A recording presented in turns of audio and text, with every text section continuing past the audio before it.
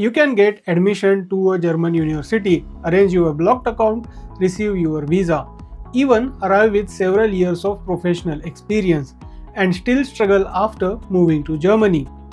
So, does that mean Indians should stop coming here? No. But getting a visa and actually being ready to build a life in Germany are two very different things. And that's where I think many people get caught. Recently, I asked you in our YouTube community, what do people underestimate most before moving to Germany? Nearly 3 out of 4 people said learning German. That answer didn't really surprise me. What surprises me that almost everyone already knows German is important, and still many people arrive saying, I will learn it properly after coming to Germany.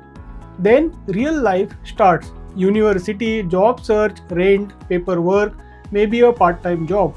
And German keeps getting pushed to next month, then next month again.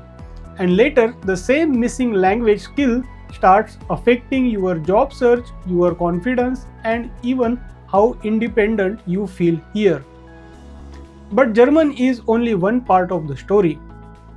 I have also seen some very different opinions online. Some people say Indians should simply stay in India.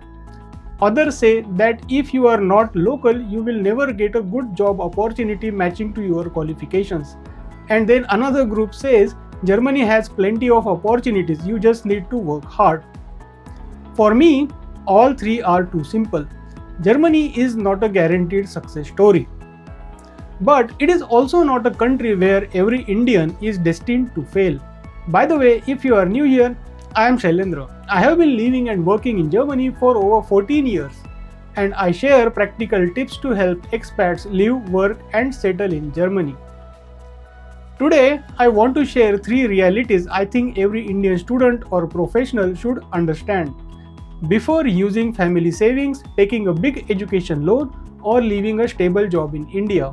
Because Germany can still be a very good decision, but the decision should be based on reality, not somebody else's success story, and definitely not somebody saying, Sir, there is a lot of scope, aap tension mat lo. Reality number 1, Germany will not automatically upgrade your career. Let's say you studied engineering in India. You worked in IT for 5 years. Maybe you also completed a master's degree. Naturally, you expect Germany to give you a better role and better salary. Sometimes it does.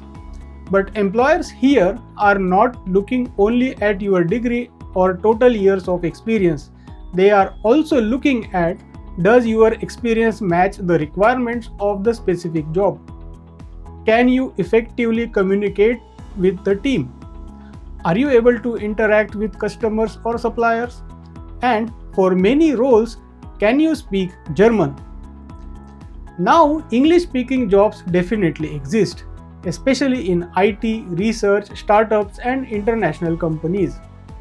But you may be competing with someone who has similar technical skills, plus German language skills, local work experience, and already lives here. That person may not be better than you. They may simply be easier to hire, and especially when companies are cautious about hiring, that matters. Now comes the difficult part. Does discrimination exist in Germany? Yes, a foreign name, accent, nationality, or appearance can sometimes influence how somebody is treated.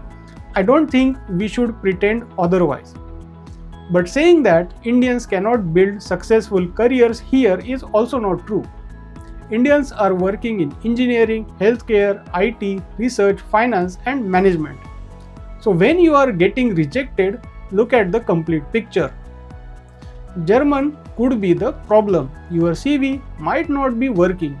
Your experience may not match the position.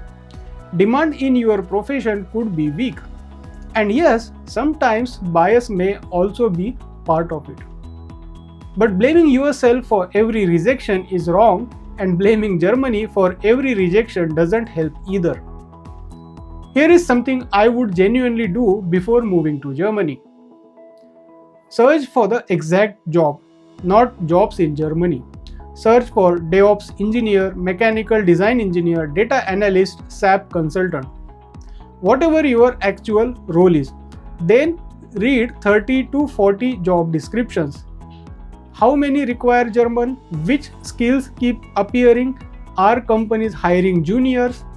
Do they expect local experience? You will quickly understand your real position in the market.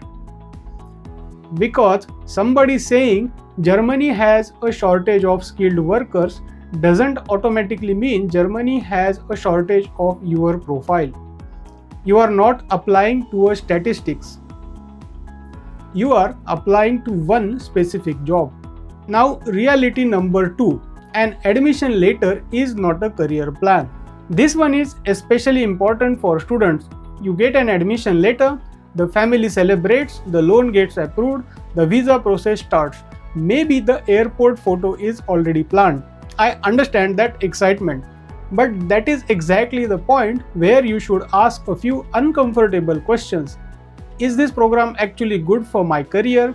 What happened to previous graduates? What kind of jobs did they find? And what German level will those jobs eventually require? Germany has excellent public universities. It also has respected private universities. So I am not saying private university means bad university. That would be too simple. But international education is also a business. If you are paying a lot of money, you need to separate marketing from actual outcomes. A polished website doesn't guarantee a strong program. A student ambassador doesn't guarantee employment. And somebody telling you this course has excellent scope is not job market research. Before choosing a course, find people who have already graduated from that exact program. Check LinkedIn. Where are they working? Did they find jobs related to the degree? How long did it take? And this is important. Did they already have strong work experience before they came to Germany? Sometimes you see someone completes a master's and then join a great company. You automatically think this degree got them the job. Maybe that person already had 6 or 7 years of strong experience. There is a difference. And remember something else, your program may be in English, but your life in Germany will not happen completely in English.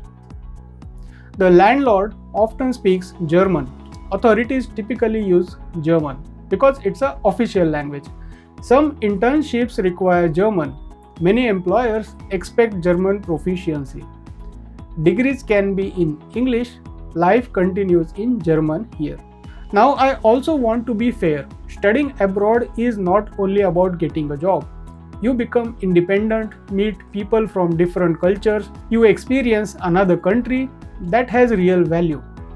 But international exposure should not become a reason to justify any price. If you are constantly worried about rent, working every free hour, and unable to focus on your studies or German, then you are not really experiencing Germany, you are surviving.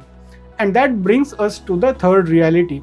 Reality number 3, financial pressure changes your decisions. Interestingly, nobody in our community poll selected living costs as the biggest underestimated problem. Maybe because costs look easy to calculate: rent, groceries, insurance, transport. But what is much harder to calculate is what happens when the money starts running low.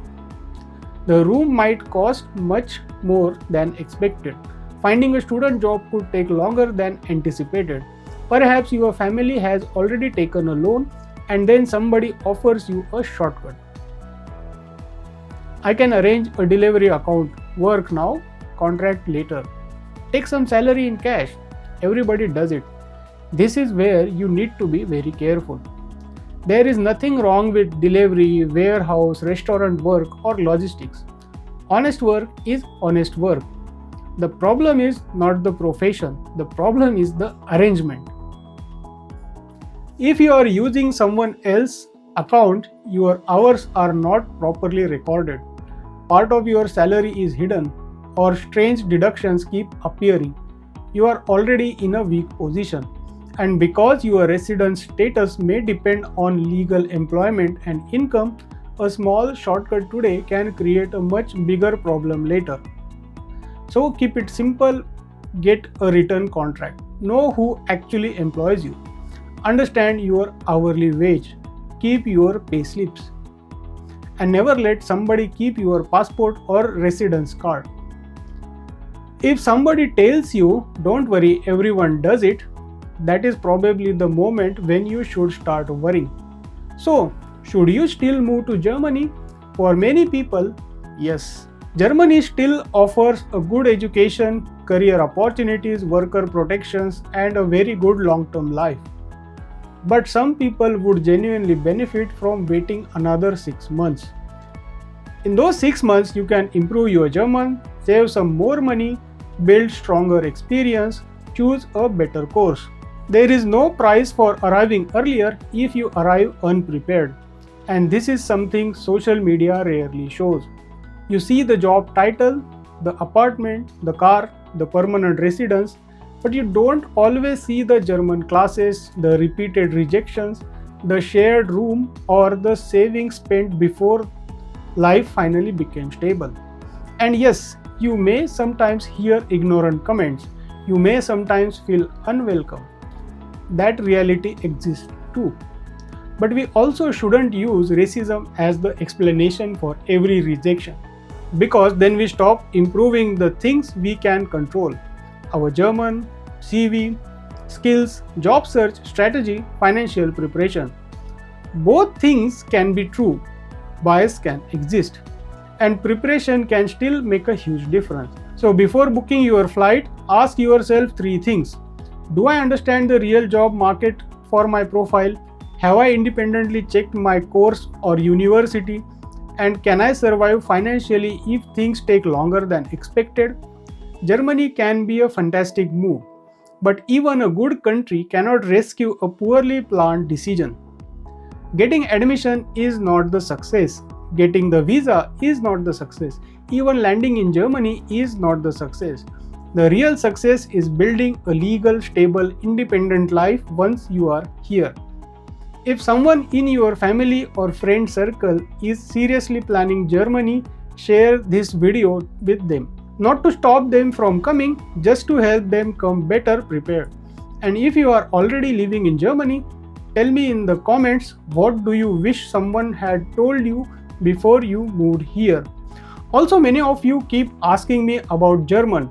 So let me know if you want a separate video on how I learned German, what actually helped me, and what I would do differently if I had to start again today.